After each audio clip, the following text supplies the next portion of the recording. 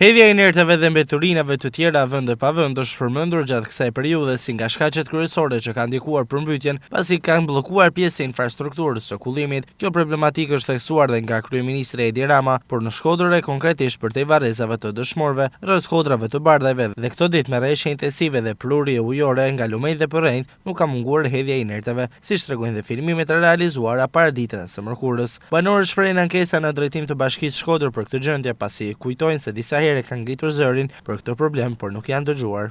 Pojdi ka bashkia. Nuk vjen kërkush në botë, as mëna pa, as mëna qas, në botë.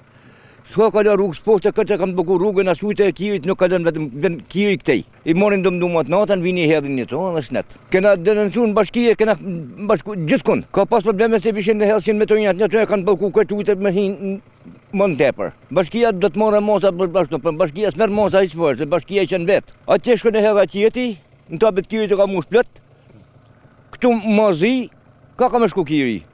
Do të përmyrë, do të thonë veni, shnet. Gjithë shka me në Shkodës, na i binë, unë bële më zonë i ditë me i shoferi atë, me më zonë, ma ka përnë atje në kodër, ma tonë, e atje, o zëtë rritaq, ma më lypin pasim që një qimë gjithë, dimi bjene mi shgarkon të shpija me.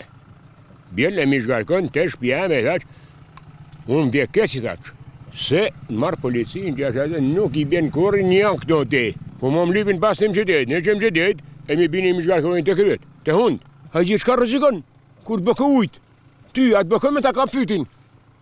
A bërzafonojmë, ta kak. Në këtë zonë banojnë rreth 100 familje të ardhura pas vitit 1992 nga zonat e thella malore. Pjesa e madhe e tyre ka ndërtuar banesa mbi rrugë në pika më të larta për të shmangur rrezikun nga përmbytjet. Megjithatë ka edhe banesa të ndërtuara në pika më të ulta dhe në kushte të bllokimit të rrugës së kanalizimeve nga inerta e mbeturina. Ato rrezikojnë të përmbyten. Faktikisht, kjo zonë me një sipërfaqe rreth 20 hektar ka nevojë urgjentisht të shëshohet dhe të sistemohet nga Bashkia e Shkodër për t'u kthyer në një masiv të gjelbëruar dhe jo të vazhdojë të lihet shkretyer në brigjet e lumit Kir.